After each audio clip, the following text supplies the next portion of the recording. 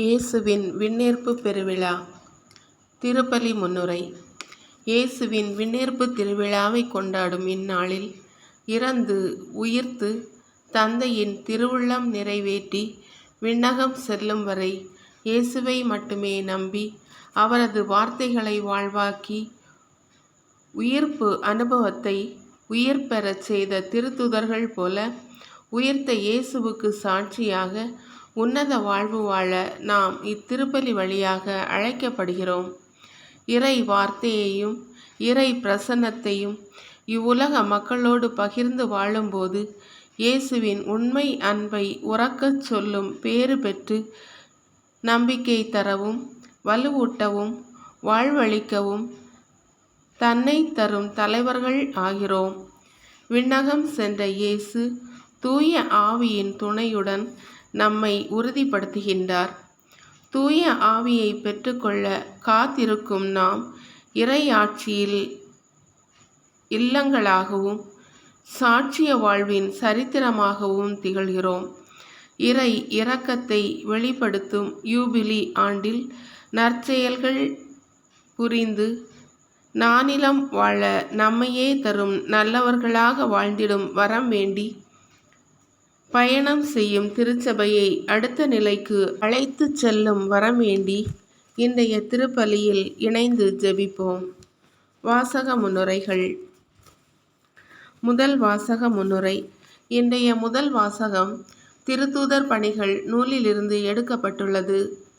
சாவின் இருள் சூழ் பள்ளத்தாக்கில் நடக்க நேர்ந்தாலும் தந்தை கடவுளோடு விண்ணக வாழ்வில் புகுமுன் தன் சீடர்களோடு செலவிட்ட மணித்துளிகள் இவ்வாசகத்தில் பதிக்கப்பட்டுள்ளன.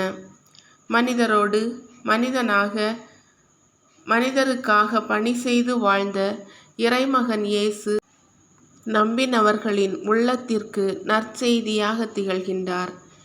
இயேசுவின் இறுதி உரையாக அர்ப்பணமுடன் வாழும் பொறுப்பு கிறிஸ்தவர்களுக்கு உண்டு என்றும் இவ்வாசகம் கூறுகிறது. விடுவிப்பதும் தனி மனித வரலாற்றிலும் வாழ்வியல் கலாச்சாரத்திலும் மாற்றங்களை முன்னிறுத்தி இயேசுவில் ஒளிர்ந்திடும் வரம் வேண்டி இன்றைய முதல் வாசகத்தை கேட்டு தியானிப்போம். இரண்டாம் வாசக முன்னுரை. இன்றைய இரண்டாம் வாசகம் திருத்தூதர் பவுல் எபிரேயருக்கு எழுதிய திருமுகத்திலிருந்து எடுக்கப்பட்டுள்ளது. இயேசுவின் இறப்பும் உயிர்ப்பும் நிலை வாழ்வின் முன்னடையாளமாக திகழ்கிறது. இயேசுவின் இரத்தம் விடுதலை வாழ்விற்கும் மீட்பிற்கும் வழிவகை செய்கிறது. இவ்வுலக பாவத்தை சுமந்து நம்மை தூய வாழ்விற்கு அழைத்த இயேசுவே மீட்பின் சிகரம். மீட்பு பெற இயேசுவின் இறப்பும் உயிர்ப்புமே சிறந்த தியாக பலியாகும். விலங்குகளின் இரத்தம் இதற்கு ஈடாகாது என்று கூறும் இன்றைய இரண்டாம் வாசகத்தை கவனமுடன் கேட்போம். திருப்பலி மன்றாட்டுக்கள். முதல் மன்றாட்டு. விண்ணக தந்தையே, எம் அன்பு இறைவா, இயேசுவின் விண்ணேற்றத்தால் ஆழமான இறை நம்பிக்கையையும் அர்ப்பண வாழ்வையும் பெற்ற சீடர்களைப் போல பணி வாழ்விற்கென தம்மை அர்ப்பணித்த ஒவ்வொருவரும் இயேசுவை போன்று அன்பு பணியாற்றிட அருள் தர வேண்டுமென்று இறைவா உம்மை மன்றாடுகிறோம். இரண்டாவது மன்றாட்டு.